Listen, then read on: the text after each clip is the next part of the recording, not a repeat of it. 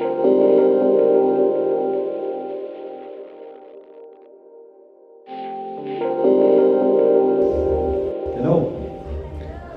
nice to check out about squatting and my name's Pheonixs. I've come to talk to you today about something that's very ancient, about squatting. I myself, I've been squatting for about 20 years, mainly in London, but around the country. Just a little bit of personal history. The first few years, I was doing what most people do, squatting, which was surviving. I needed a place to stay. And it was a desperate situation. You need somewhere to live. But for a lot of the rest of my squatting life, I set up a lot of projects, and for nearly 20 years I've been setting up squatted community centres, environment centres, and spaces where people can come together and do stuff about the environment and about community. And community is a lot of what squatting is actually about. So we're going to hop in a little time machine. We're going to take you back to some of the earliest days, going right back. So some of the, I've got some various notes here I'm going to refer to, but according to some of the extra research we've been doing in the last days, squatting was one of the original forms of land tenure, basically by occupation. And there's a couple of references here. One is the old Celtic law, and the other one is Native American. I think I read recently something about a Native American chief saying, that basically the people who were on a bit of land, occupying a bit of land, using that bit of land, were the people who were on it. They hadn't heard anything about all these, land titles and bits of paper that could be proved and passed on to other people and sold and all the rest. And I suppose what's best illustrates that is when we went to the Tara protest in Ireland. When we went to the Tara protest in Ireland, we learned about something called Breton law. And Breton law was one of the last vestiges of the old Celtic law. And there was something called the Flight of the Earls. And the Irish possibly went over to Tara. There was a big protest there. They were trying to build a motorway through 30 ancient sites and stuff. When you come to these places, you find a lot of the history of the land. When we went to Twyford Down, there was a lot of tales there as well, and all through the road protests. But what we learned in Tara in Ireland was about this thing called the Flight of the Earls and Breton law, or actually said, was the one with the Flight of the Earls was basically in the 1400s, 1400s, a bit after, the English came in, and the Earls, who were the last people who knew about Breton law, left the country, had to run away, go into exile. I think they went to France or Spain or somewhere. But Breton law actually talked about clan or group. They didn't call it ownership, they called it guardianship, looking after or caretaking of a piece of land or an area. So that if anything wanted to happen on a piece of land, you had to consult the clan, the tribe, particularly the elders, the older people, but everyone within that community would have some say in what actually went on. And it was only when the English came over and invaded and set up the English version of land ownership and law, where one man, and particularly not women, could own thousands of acres of land, that has actually led to a lot of the present abuses that we have going on our planet being destroyed in a lot of different ways. Because one man can make a decision to say, I'm going to chop down all these 1,000 acres of forest. Whereas under Breton law, they would have had to consult with the clan elders, the mothers, the fathers, everyone in the community, and they would have said, no way, because if you chop down all those trees, you're going to destroy our, the soil, create, that's what we've lived off, and the animals and the wildlife and everything's lived off for a long time. So that was Breton law, basically group looking after land, and it was quite similar in some ways to the Native American perspective of, people looking after the land. There's a very famous speech, I think, by Chief Seattle, who writes a letter to the great chief in Washington, and he says, how can you own the sky? How can you own the air? How can you own or sell the land? This concept is kind of alien to our people. We don't understand you. How can we sell you our lands? We don't own them. We just look after them for great spirit and for future generations. And the Native Americans used to think about how every decision they take affects the next 7 generations of people. developer or whatever it is. And somewhere along the line we need to return to some more harmonious way of deciding how land's used and nature. But taking you back to the squatters' time travelling history lesson, so that was some of the original ideas on land ownership and stuff. And law came from LORE, the common law between people, what was discussed verbally, and then changed into the LAW law. Back in the time machine to about 1371, there was Saxon law, which had come on from Celtic law, and then you had Norman law, obviously, when the Normans invaded, they came in, and whoever supported the king got given certain estates and bits of land, and then could give them out to their friends and mates and people who supported them and that. But in 1371 there was a Peasants' Revolt, and from some of the research, I'm not an expert on the Peasants' Revolt, but some of the research they said that one of the big issues with the Peasants' Revolt was squatting. Obviously land and what was going on with it, land being taken away by the Norman overlords. They brought in a whole load of laws about the forest and shooting and hanging people who went in and poached food or took food off the land, which people have been doing for thousands and thousands of years. They'd lived off the forests around them. And then the Normans created all these things called royal forests, which we've been finding out a bit about. There's a diggers camp up at Runnymede at the moment. If you Google Diggers 2012, I think the Diggers is later in history, and someone did a talk earlier, so I'm not going to go too much into the Diggers. But basically, there was the Magna Carta, and there was also something called the Forest Law. And the Forest Law returned some of the rights. It was about 1218, the Magna Carta, somewhere around that, and the Forest Law returned some of the rights that the Normans had taken away, because they were doing some very nasty things to people who got caught in the King's Forest hunting his deer or whatever. They were chopping off bits of people, they were branding people, they were doing all sorts of nastiness. And so obviously people were pretty upset about that, and you had a 1371 Peasants' Revolt, turned up to London, tens of thousands of people. I don't know all the full story. I know that one bit of it, they turned up to the top near Parliament Hill and somewhere up near Jack Straw's castle, a big gathering there. And then I think somehow they tricked Wat Tyler and some of the leaders of the Peasants' Revolt, asked them, they said, we're going to give you some of your demands, come to negotiate. So they got the leaders to come and negotiate with them, and then they killed them and massacred the rest of the Peasants' Revolt, and a bit more on that one. The history forward in time, as I said, not really going to cover it long, but the 1649, the Diggers, after the English Civil War, loads and loads of people fought because they thought that they were going to get a fairer and just society. They got rid of the king, they thought it was going to be level, they thought there was going to be a sharing out of some of the land, that people would have a right to grow some food. Particularly, one of the things I found out recently were the leveller regiments that kind of rebelled towards the end of the Civil War, after the Civil War, were really annoyed because everyone was supposed to get the vote. Or the leveller pamphlets are called for everyone to be able to vote. And Cromwell and the rest of his cronies or whatever basically went, no, we're still going to keep the vote only for those with a certain amount of property. So there was a lot of unhappy people around those times, and lots of land occupations, people basically squatting bits of land and growing their own food. And I only learned recently from Simon, who did the talk earlier on the Diggers, that there are up to about 100 diggers camps set up all across Britain, all across England and Wales. Basically people just taking the law into their own hands, going and planting vegetables and just getting on and doing it. And it's good to see that guerrilla gardening tradition is still carrying on now at the Diggers 2012 camp in Runnymede. And there's another place called Incredible Edible up in Todmorden. I don't know if people have heard of that, but there's a group of ladies and men who got together basically around a kitchen table and said, let's just start guerrilla gardening the whole town. And they've done it, and they're growing food all over the place, just basically using bits of space to grow food, and it's become an international attraction apparently. Going onwards from the Diggers, because it was covered rather extensively by Simon earlier, I'm sure. In the 19th century, there was lots of squatting.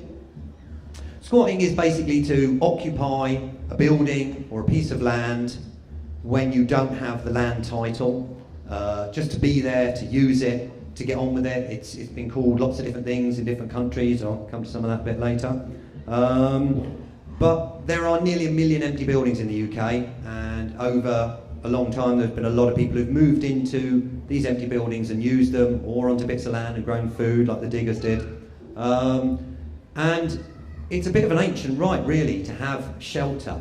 It's, you know, now modern days, you know, there's UN declaration that everyone has a right, basic human right to shelter.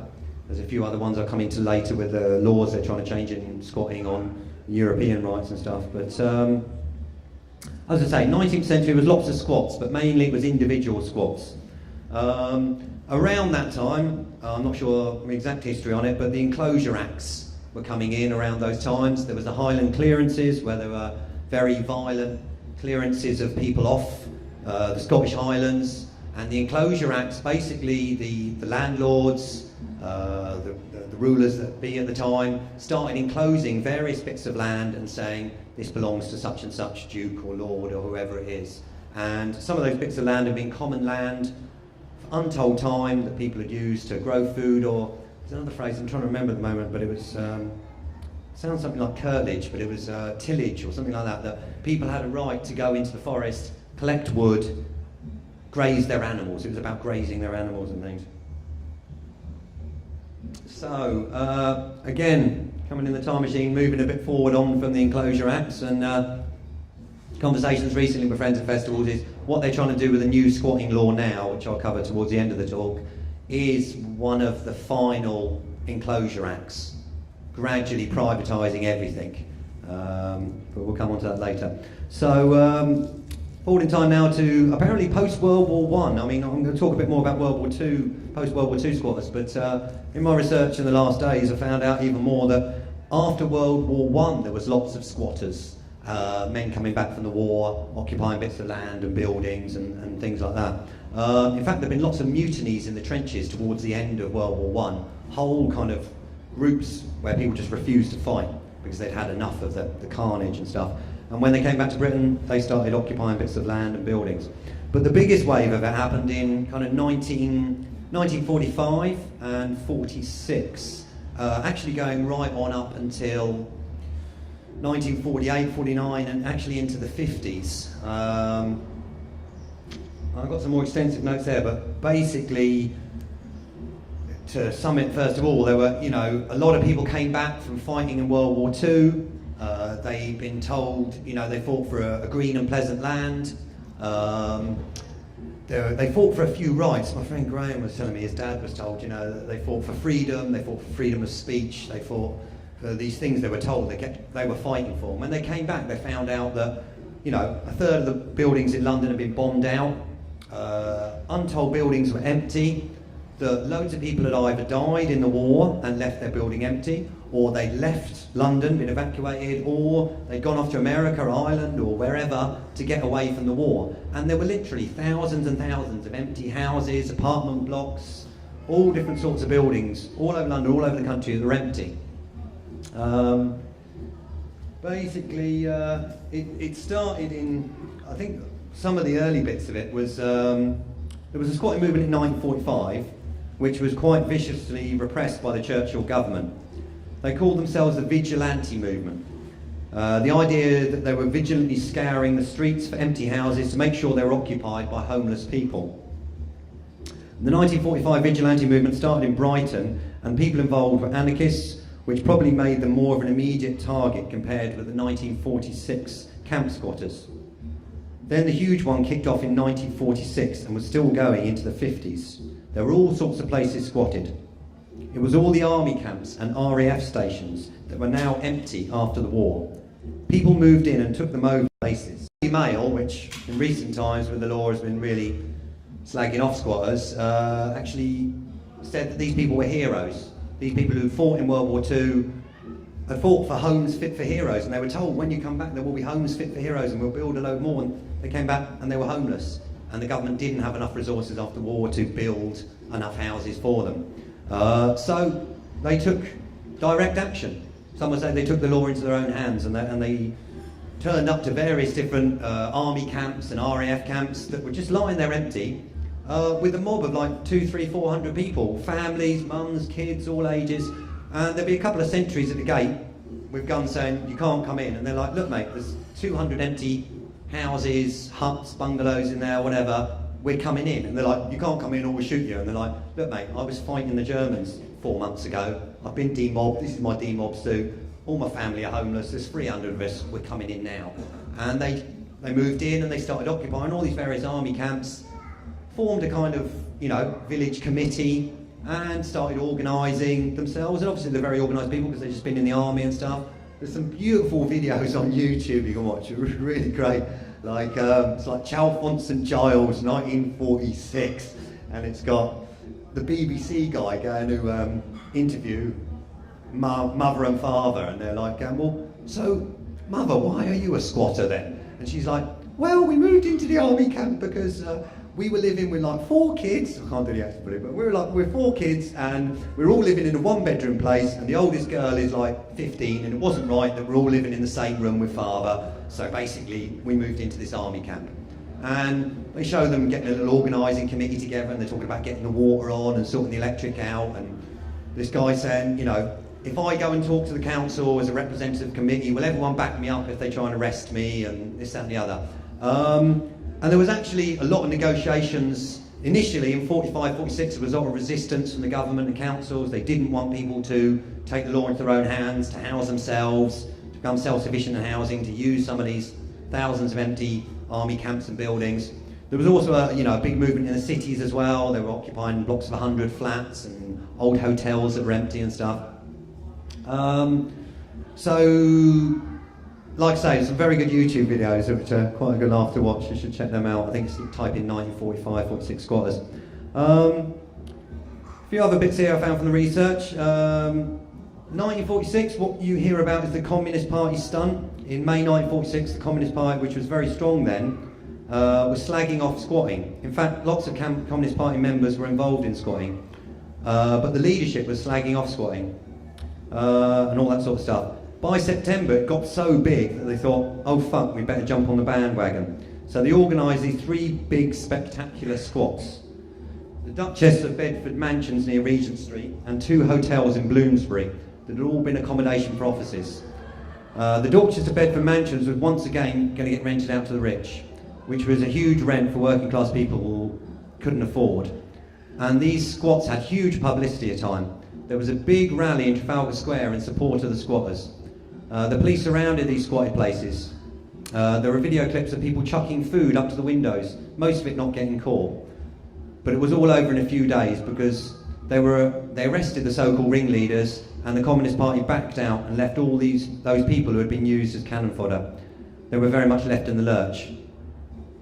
So as far as squatting in the 40s went, the Communist Party arrived late and left early.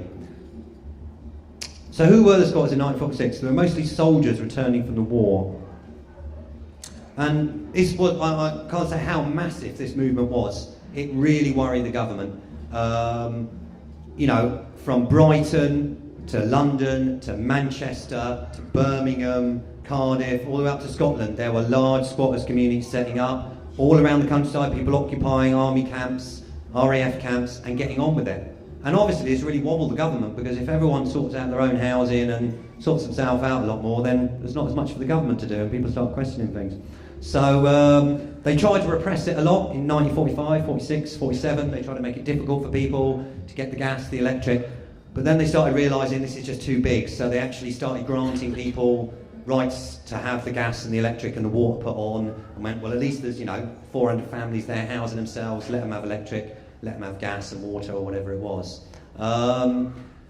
It got very big right up, to 48, 49, and some people say that in some ways the squatters movement from 46 to 49 actually helped us get some aspects of the modern, whatever you call it, the welfare state.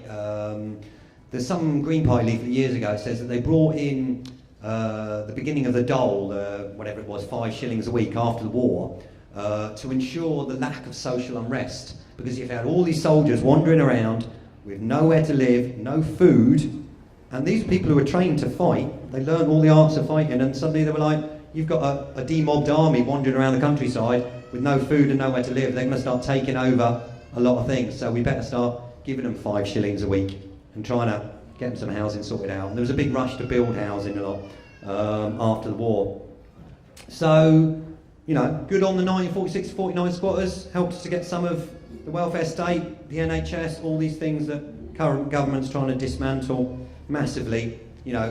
we owe a debt to the people who fought in World War II and those squatters from those years, who were called heroes by the Daily Mail, and now, according to the Daily Mail, lots of other nasty names. I won't go fully into that.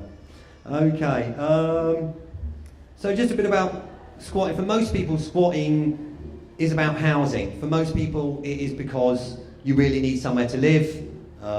Somebody's in a desperate situation, they've been thrown out on the streets for various reasons, they're overcrowded, they have to move out of home for various reasons, they have to move away from abusive partner, people, whatever the situation is. They end up either on the street or in a squat. I think some figures I'll tell you later, but it's like 40% of street homeless have actually squatted or got into squatting or whatever. And really, it's a solution. Squatting is a solution. There's many other names for it. We've called it like recycling empty buildings, liberating empty buildings. I think reading some of the notes the other night, it's a beautiful one from the German squatters, another one, they call it renovating. They say we're renovating and occupying, we're not squatting. And it's a lot about doing buildings up, fixing the gas, the electrics, the water, making it into a habitable space so that people can use it. There's a lot of media stories about negativity about squatting, damaging buildings, smashing things up, parties, drugs, this, that and the other. But the vast majority of squatters go in and start fixing things. You fix the doors, you fix the locks, you fix the roof, you fix the windows, whatever it is. I'm not going to go into all the details of, you have to come to one of my other squatting workshops all about getting in, setting up and negotiating and dealing with things, but that's another workshop. But yeah, squatting in this country is mainly about housing for most people. It's different to some of the squatting in Europe. I'll come into squatting in Europe later. Squatting is a political act. Most people don't see it as that in this country. They see it as something you have to do to survive. But particularly in Europe, they're more into occupying buildings and large spaces as a political act to make a statement about how much empty buildings there are and the waste of space there is. So. Okay, so squatting mainly has been a civil matter, not a criminal matter. It's a civil dispute. It's not a crime to go into an empty and dilapidated building. In fact, it's an ancient right. In this country where the weather's pretty bad, if you go past a cottage that looks like it's been empty for 10 years, it's chucking with rain, it's snowing, you've got a right to go into that cottage because you find the back window open or the back door open and take shelter from the elements. And that's always been a civil matter, that then the owner turns up at some point, talks to you, says, I don't want you here, you could leave then, or usually it goes to court. So back in the time machine, it's back to 1381, there was something brought in called the Forcible Entry Act. I might have to hop about time a couple of times there. But basically, 1381, something like that, Forcible Entry Act. And what that said was basically before you can go into someone's home, cottage, building, you had to apply before a magistrate or a judge that it was your building and you had a right to go in. Before 1381, what used to happen was the landlord, who you owed too much rent to or didn't want you in there or found you in an empty or in a building that they said they owned, would turn up with a load of men with arms and they'd threaten to beat you up or hit you with clubs or whatever and chuck you out.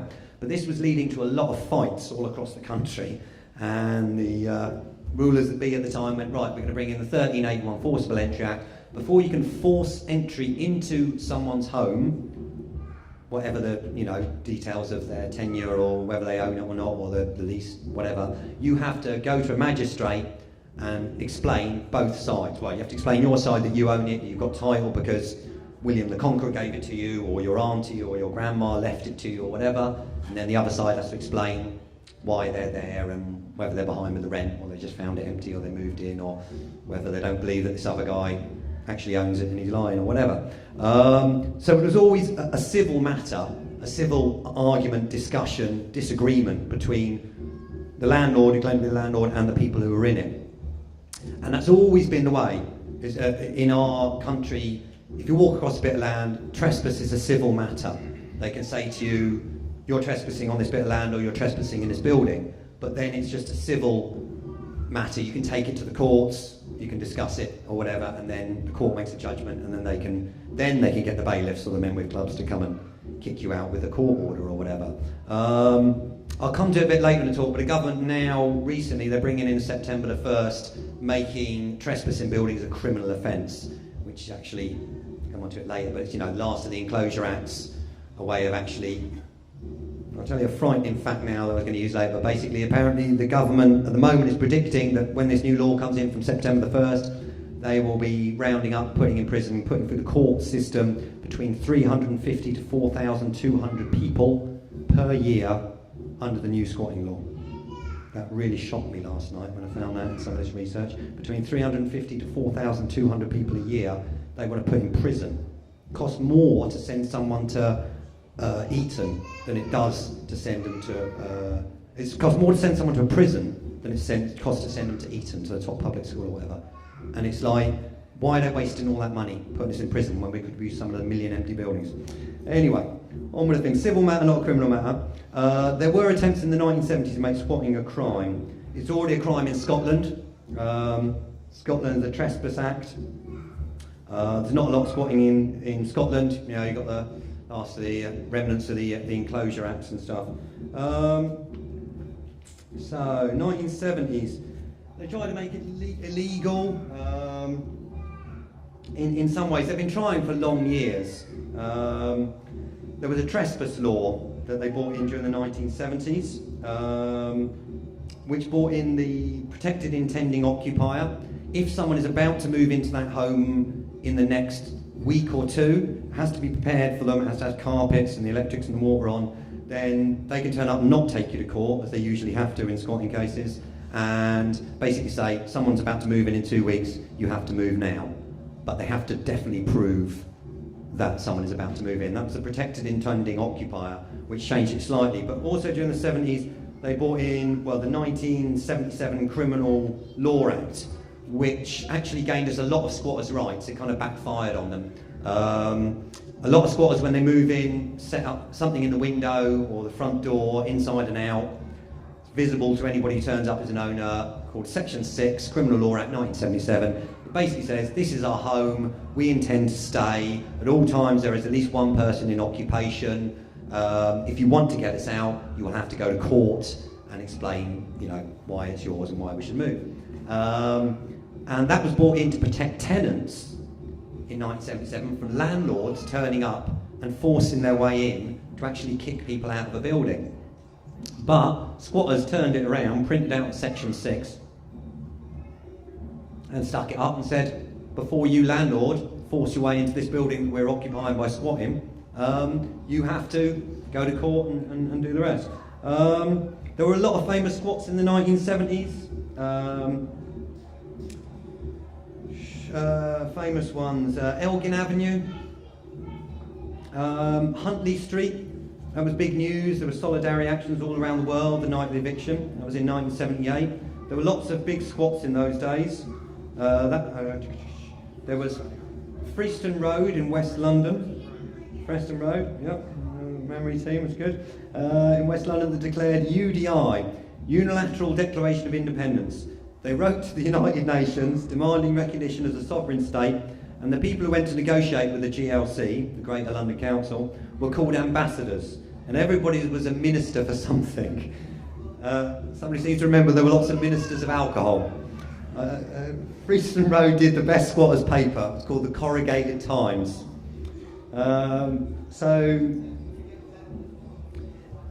Quite a lot of squats in the 70s actually went on to become co-ops and leased places and places that carried on. Basically, they were squatted, they negotiated with the GLC or whoever it was and actually got a license to use the building longer, which, you know, a squatter's success story. And a lot of times when we've been squatting over the years, set up community centres, we've really hoped and honed our skills to negotiate with owners that we can be left in to use it as a community centre, a home or whatever. And if it goes on to be a co-op, then, you know, that's a good thing or whatever.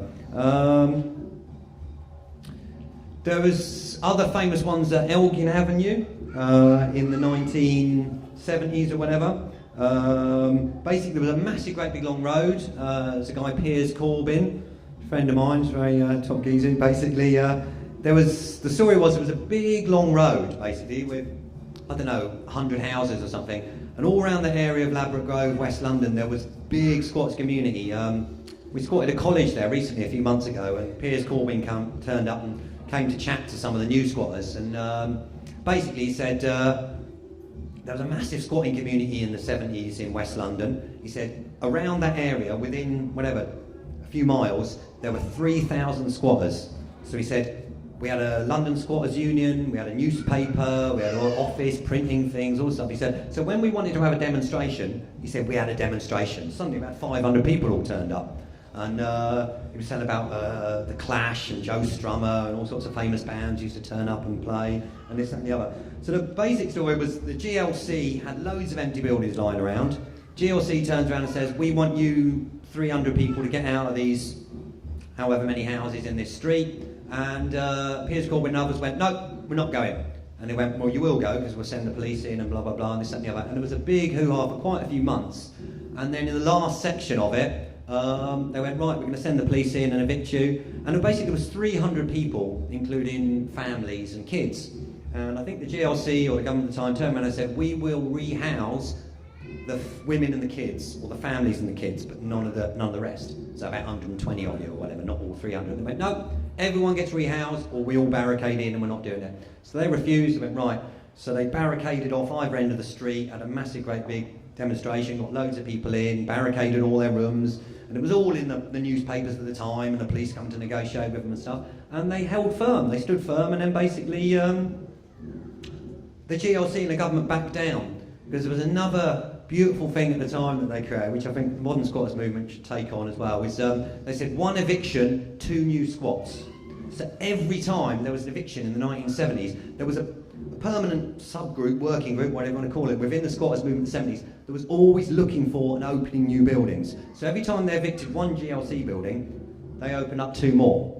And it doubled the size of the movement, doubled the size of the people being squatted. And the government started freaking, went, whoa, quick, it's getting bigger, give them some housing. So in the end, they basically barricaded and held off for whatever it was, only actually about 2 or 3 weeks. The actual standoff, every barricade, and at the end of it, the government turned around and went, all right, we'll rehouse all 300 of you. So they rehoused him in other GLC or whatever it is, and Piers Corbyn's still in his GLC council flat now, he tells me. So a success story. There's been a lot of success stories over the years, famous squats and various other sizes, you know, big community centres and things. A little bit more on the 60s and 70s. The 60s saw the development of the family squatting movement, which sought to mobilise people to take control of empty properties and use them to house homeless families from the council house waiting list. This movement was originally based in London, helping to establish family squatting campaigns in several London boroughs, and several local family squatting associations signed agreements with borough councils to use empty properties under licence. Okay, so there were a lot of success stories, and there, you know, I think there was a bit of debate within the squatting movement then. I mean, some of the most radicals said you shouldn't do deals with them. We think, you know, people should be allowed to live totally rent-free, and you shouldn't take on a deal as a co-op or a licence or whatever. But a lot of people were very happy, obviously, to get some safe housing and licence and co-op. Personally, feeling I like to see it when we get licences and we get to stay somewhere and use somewhere, and we work very hard in our community centres to make them look good, to show them what we're doing, to get gardens going, community cafes, cinema, space for kids, space for all ages to use, workshops, all that kind of thing, so that the owners, the council, the media can see, you know, we are looking after these places, we're doing them, and there should be some of these million empty buildings turned over to use for community, for housing, whatever. There were some lengthy bit of campaigns fought in the 60s, most particularly in the borough of Redbridge and Southwark. In 1969, in the early 70s, they founded the Family Squatting Advisory Service, which promoted and provided information for family squatting movement and a new wave of squatters who simply rejected the rights of landlords to charge rent, and who believed or claimed that seizing property and living rent-free was a revolutionary political act. These new wave squatters, often young and single rather than homeless families, were a mixture of anarchists, Trotskyists, the international Marxist group being especially prominent. I think Piers Corbyn was linked with them, and self-proclaimed hippie dropouts. They denounced the idea that squatters should seek to make agreements with local councils to use empty property, and that squatting associations should then become landlords or self-help housing associations, as they were sometimes styled. in their own right and charge rent.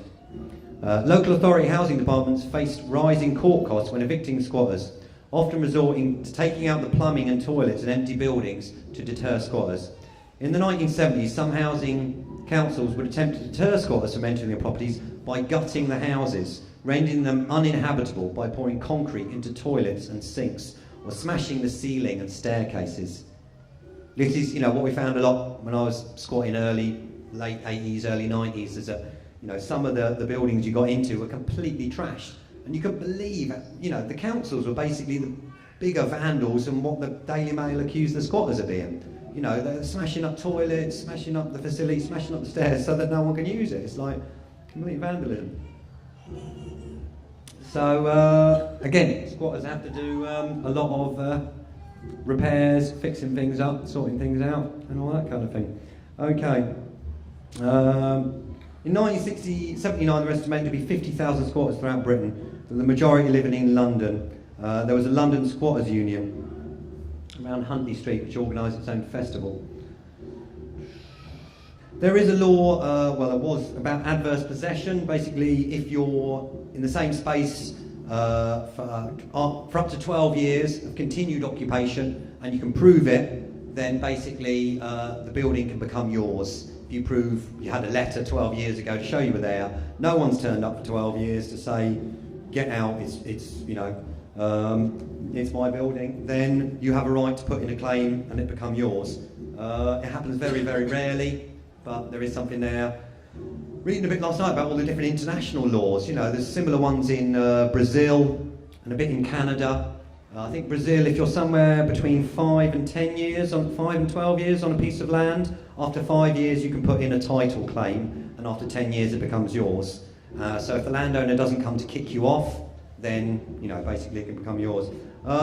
Zipping forward a bit in time to the 1990s, there was a Criminal Justice Act. The government made another attempt to bring in more of the Enclosure Acts, criminalise squatting,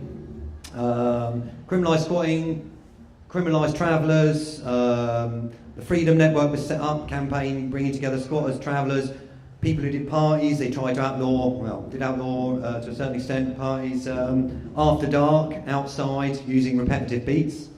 So you have to do more daytime parties and things.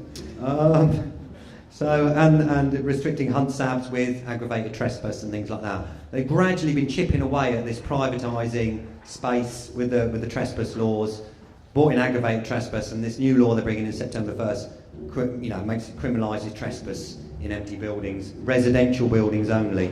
I need to stress, so people can still squat non-residential buildings, schools, hospitals, shops, community centres, anything that was not originally built as a residence, apparently. Lot of social centres, community centres squatted in the 90s.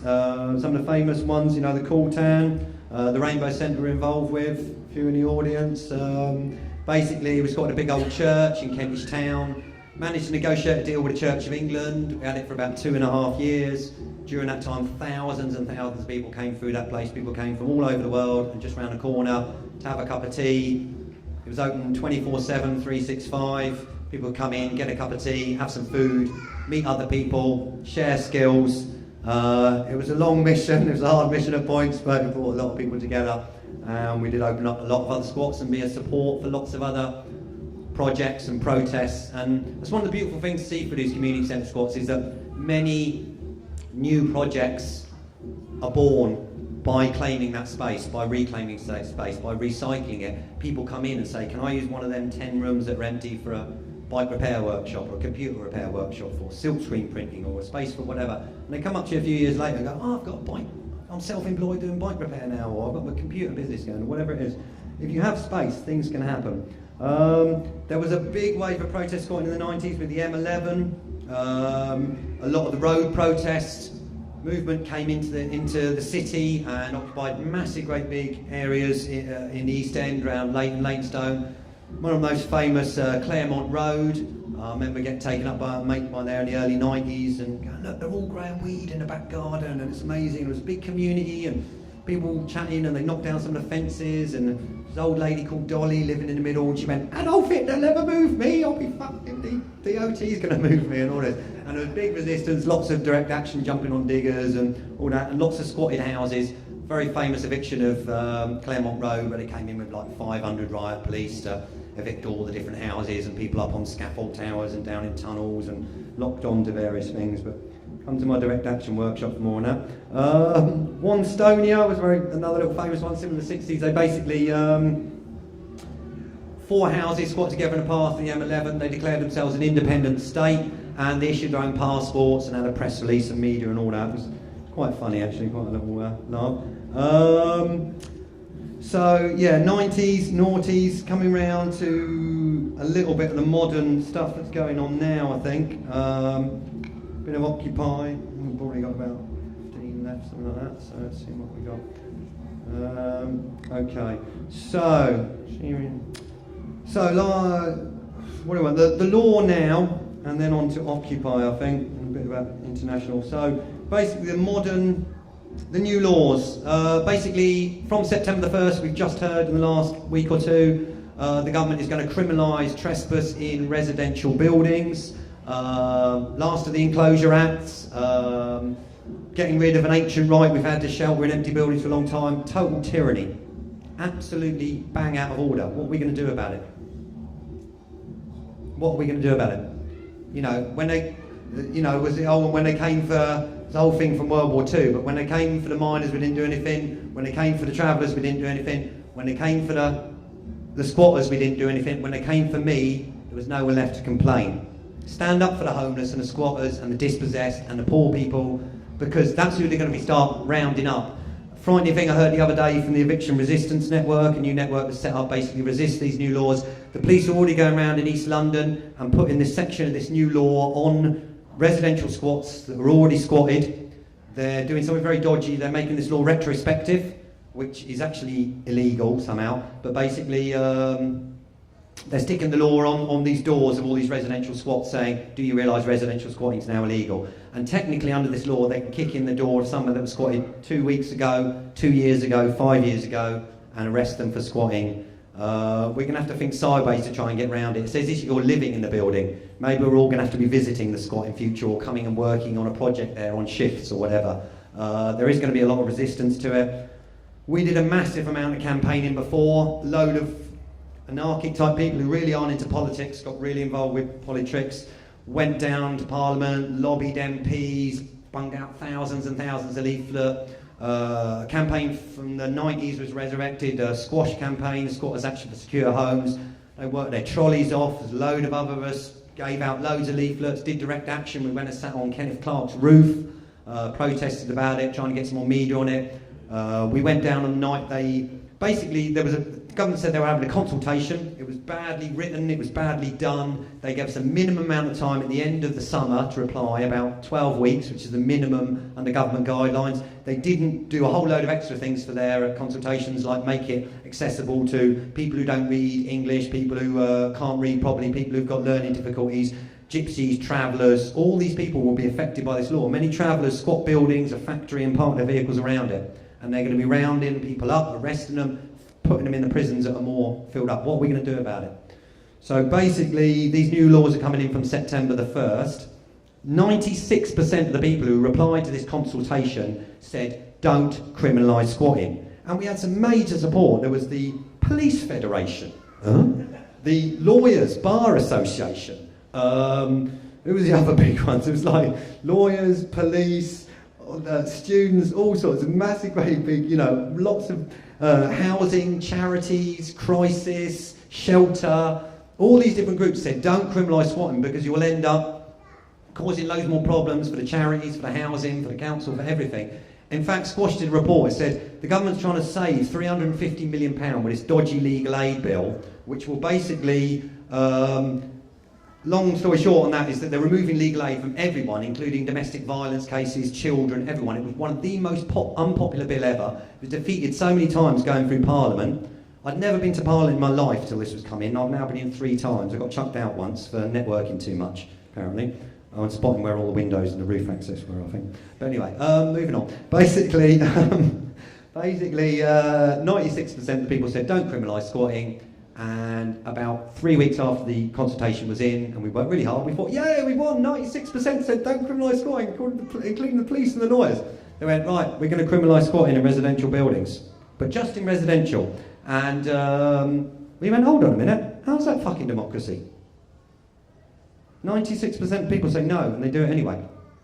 Do we have a functioning democracy in this country? Anyway, that's a much longer debate. But so the legal aid bill is coming in. They tacked a tiny little clause on the end of that. It's coming in September 1st. Watch out, get organised. You can check something out called, I think it's evictionresistance.blogspot.com. A lot of people have been turning up to evictions, getting bigger groups together, resisting evictions and doing stuff.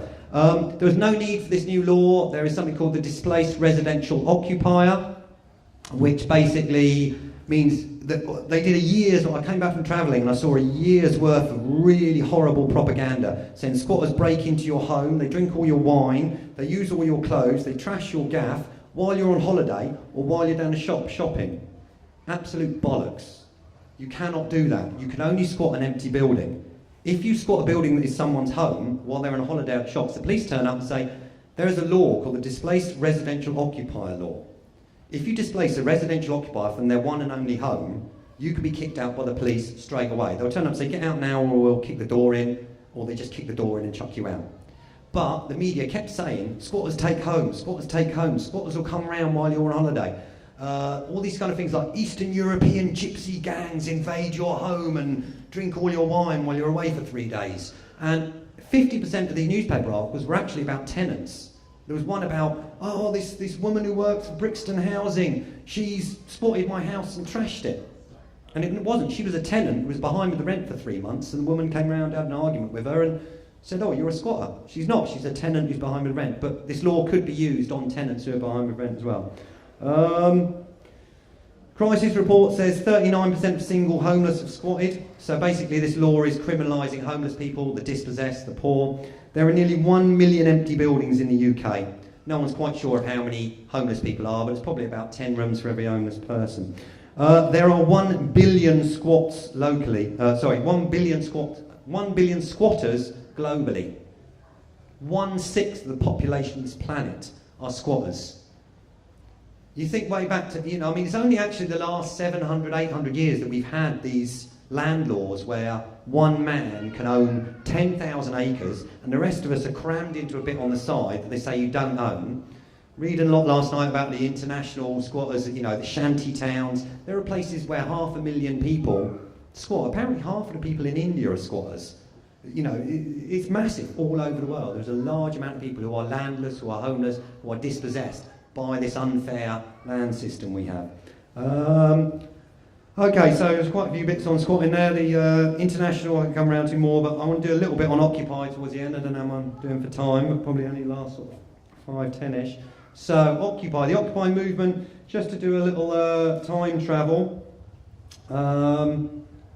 Occupy movement is the latest extension, as I personally see it, having followed the squatting and protest movement for the last 20 odd years.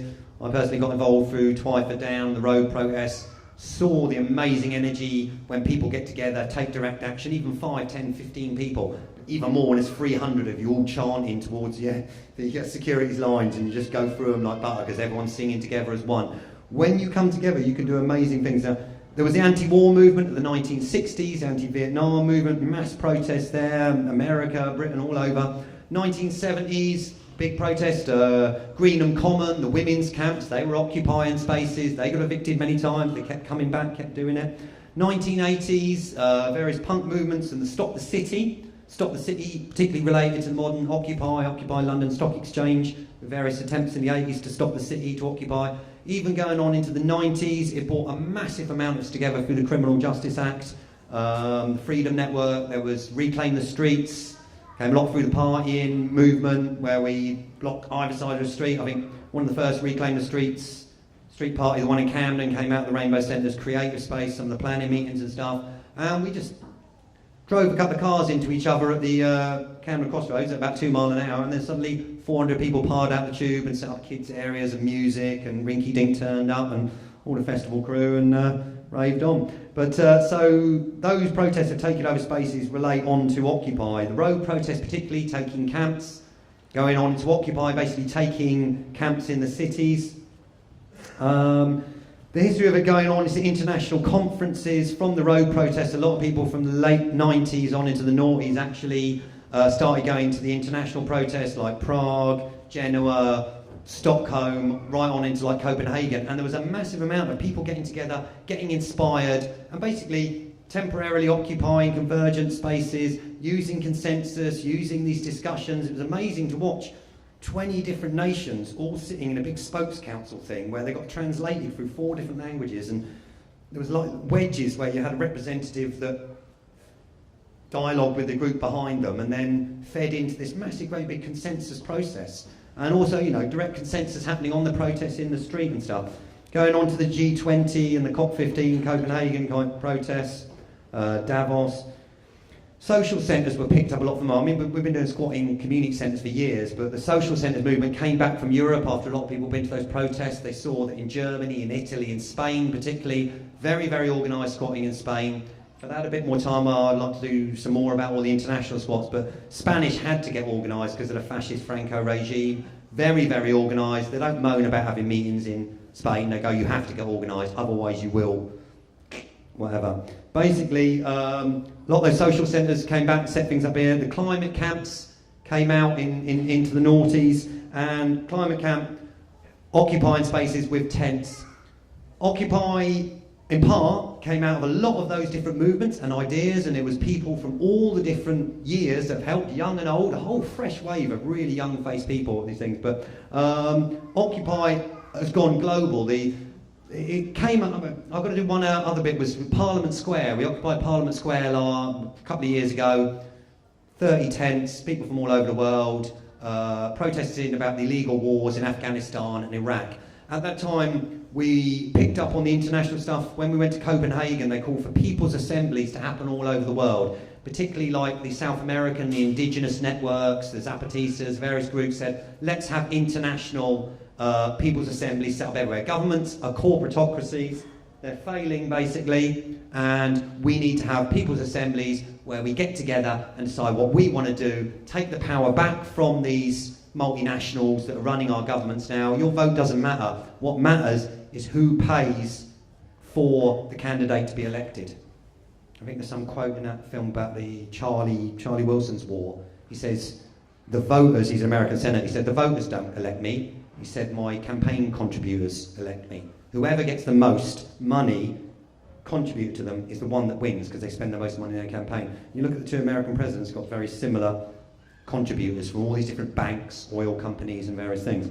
So the international networks called for people's assemblies. From Parliament Square, we called for people's assemblies to be set up. The other year there was a thing called TakeTheSquare.net. Take the Square was called by international groups as well as Spanish movement, and they said, occupy, just like we'd done at Parliament Square, they said, occupy a square.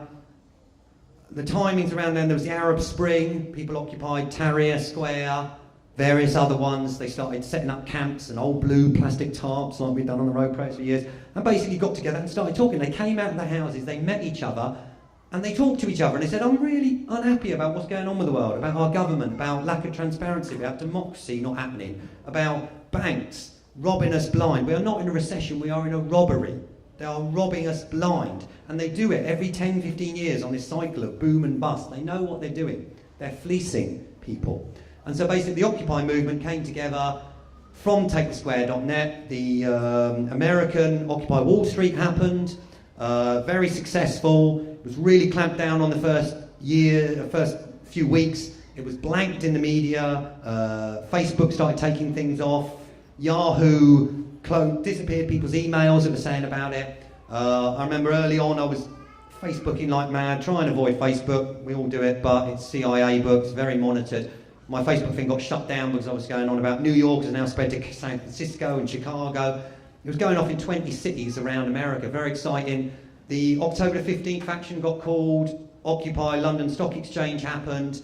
Got some video footage of the day, absolutely amazing. You see all over St Paul's Cathedral, as far as you look, as far as the eye could see, was filled with heads of people. 5,000, 6,000, 7,000 people, I don't know how many. Everyone was out on the streets. He said, we've had enough. Filled up St Paul's Square, towards the end of the day, the police started closing in, usual manoeuvres. We thought, here we go, they're gonna beat people up now. And a strange thing happened. I think not sure all the details at the time, but the rector, whatever it is, Giles Geezer from St Paul's came out, and the police wanted to basically beat people up and chuck them off the steps. And he went, no. He said, you can't throw these people off the steps. This is blah, blah, blah, house of God. I don't want to see violence happen on these steps. You can't. And because of that, and a lot of other reasons, and because of people power, and because people were determined to stay and brave enough to go through that fear. And it's one thing that this woman in the Arab Spring said. She said, we have lost our fear of these dictators. And when you lose your fear, that is a very magical and amazing thing, because you can go through anything. And that's how they keep people down, because people are scared of losing their liberty, losing their life, losing their housing, but a lot of the Arab Spring stuff was about the rise, about the dictatorships and lack of democracy and the rest, but the rise in price of food, prices of bread and sugar had doubled, and people got really angry about that, and they lost their fear. And back to Occupy, but basically, so Occupy LSX carried on into the next few days. Many more people came, set up tents, massive amount of media awareness and coverage, and media was all over it. They didn't suppress it as much as they did in America. Influenced a lot of people. I remember there was a BBC guy next to me on the first day, and he turned around and he said to the camera, he said, well, here we are in St Paul's and the place is filled, and he said, there are over 900 cities occupied around the world. And I went, did you hear that? Did you hear what he just said? 900 cities. And the favourite quote around time was, there are over 1,000 cities around the world occupied at the moment. 1,000, and that was back October, November, December. 1,000 cities occupied. And what is Occupy? Occupy is a discussion on a better future. It is people coming together out in the open. When we're in our boxes inside our houses, we're all divided. We don't get to come together. We found this with community centres over the years. It brings people together. It makes connections. It makes the old people and the young people meet each other and talk to each other. And the beauty of Occupy was that it brought these people out into the open to talk to each other. And within a certain amount of time, there were 20, 30 UK cities as well. London, Brighton, Bristol, Manchester, Birmingham, Cardiff, Scotland, Glasgow, Edinburgh, having their own occupations, having discussions, setting up a few tents, like we've done at the road protest, like people have done at Greenham Common, down through the years, carrying on that tradition and talking to each other and doing workshops and doing skill shares and doing talks, saying we are not happy with the present undemocratic system that's run by corporations, we're not happy with the banks, whole fractional reserve, banking, con, everything. Discussing how do we create this better future. I think a lot of the media slagged, three of the things came out of Occupy Wall Street was about kind of more democracy. We want the corporations out of our so-called democracy. We want a complete change of the whole banking system because it's totally unfair and they're creating money out of thin air to create all the debt, keep an internal cycle of debt. And the last third big main thing they asked for was we are a movement about solutions, and we want solutions, and I think that's what we've really got to get onto focusing about is solutions for the future and what we want to do. My latest project, Solution Zone TV, is about filming people who've got ideas, projects, solutions, gadgets, things that are working that can improve the environment in the future. But basically, Occupy is a dialogue and a discussion on a better future, and it's been part, and the government has attacked it wholesale. Got in there with agents provocateurs and spies, and has had to deal with a lot of things, camping out in the open. We found at Parliament Square, we found road protests as well, we found at Occupy. People are very homeless people, messed up people, drugs, alcohol, all turn up. People who need a lot of social care turn up to these open air camps, and they need a lot of help. And it does pull a lot of energy.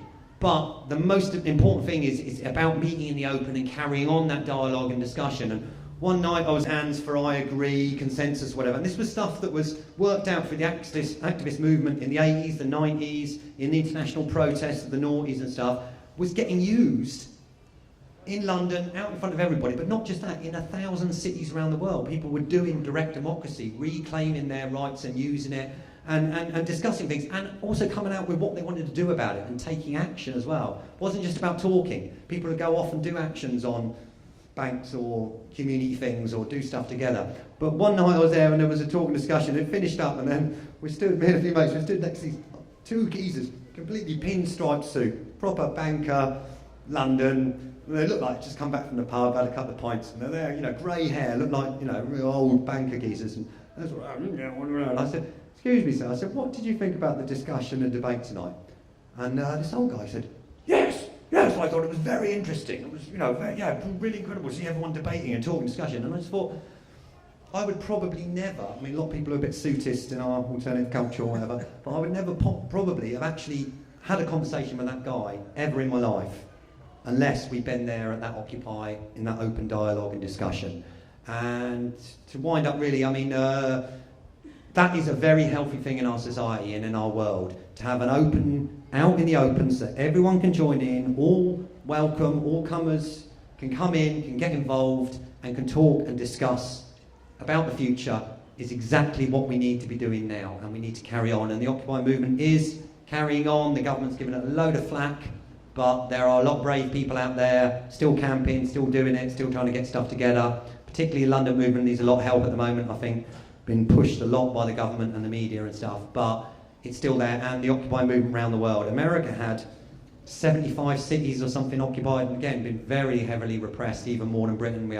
We did a Bank of Ideas squat with loads of people coming doing workshops, about 415 workshops in about 4 months. There's another one, School of Ideas, and these American activists came over and showed us pictures of heavy riot scenes where, the police just using shotgun beanbag things and CS gas and beating people and spray and really heavily pressed. And like my mate Susanna, who I call Tribal Grandmother, used to say, when they really come at you and they really slag you off and they really use heavy violence, you know you're winning. There's some quote Simon does about Gandhi. First they ignore you, then they laugh at you or something, then they stop beating you up, then you win, something like that. But basically, there's a very inspiring thing happening with Occupy, so check it on the internet, go to a local discussion. If you can't be there all the time, just go and take some sandwiches, take some cake, like on all the old road protests, always used to help, cake to the front line. I don't know how I'm doing for time, if John's around, I don't know who's next, I mean, I can go on for a bit, but maybe if there's any questions or answers, I've got to wind up. Is there any quick questions or anything? You mentioned some films that you were making about people with ideas. What was the name of the... Go to Solution Zone TV, solutionsonetv.wordpress.com. And anyone who wants to help with it or film something and send it in, basically it's kind of like trying to be I suppose, like open source, but anyone can send in their solutions for the environment, film people talking about a technique, permaculture, a solution, a community, a new solar-powered gadget. There's a guy in Japan who's made a machine that can recycle all the plastic and all the rubbish, stick it in and it returns into oil. There is a load of other, amazing solutions out there that we all know about and hear about. Thousands of them we hear in festival culture all the time. We need to get them out to the mainstream. So film it, get it out, get in touch. I think I've got to pretty much wind up here. Well, sorry. We'll have the forum at the end. 5 o'clock. So we'll have a forum at the end. If you've got any questions, you'll be in that. 5 o'clock. 5 o'clock. So, we'll have forum then. So if you want got questions for Pheonixs, please bring them back at 5 o'clock. Can I take a quick one? Yep. Quick one. Did you say the other things you're doing around the festival this weekend? Did you say you were doing another couple of workshops? I'm not sure whether my workshops got booked in. I usually do one in squatting and one in direct action. I'm not sure about that. Maybe I was supposed to check a bit more or something. But quickly, the COB church for you to go. Where was that? Rainbow Centre, Kentish Town. But last couple of ones is now, if you want to get involved, check out Occupy. The other one is Diggers 2012. Last 1 minute, please. Very, very, very, very, very, very important. Please, anyone, network this one. Diggers 2012.wordpress.com. Basically, for the last 8 weeks, 9 weeks, there's been a group of about 3 or 4 to 5 to about 20, 30 of us gathering about 200 foot from Runnymede Magna Carta Memorial. The Magna Carta, some of you probably know some of the history, but basically it gave us the right to a fair trial by our peers, which in the last 10 years, the war of terror, they are now wiping out. The America has now brought in something called the National Defense Assistance Act or something, and basically means that the American military can arrest and hold American citizens without trial indefinitely because America's technically at war on its own soil. Apparently the Supreme Court recently went, no, you can't use this on Americans, you can use it on foreign people, but not Americans. And then Obama, about a week ago, said, yes, you can. So we are facing a situation of global tyranny type thing, wiping out our rights. So basically, if anyone wants to come to the diggers' camp at Runnymede, near Windsor, there is an ongoing protest. We built an Anglo-Saxon longhouse. We've got permaculture and gardens going on. 5, 10, 15 people camping up. Come bring a tent, come visit for a few hours, look it up on the internet. It's really important that we make a massive protest there and say we want to return to us having a return of some kind of new Charter of Liberties, which is what they asked for originally in Magna Carta. Just to sum up, we need to reclaim those rights. The rights that they are now taking away with these new squatting laws. Criminalising trespass, that's wrong. Everyone has a right to shelter. So keep squatting, keep trespassing, come to Runnymede, dig in for victory, create your projects and solutions, keep occupying. One love.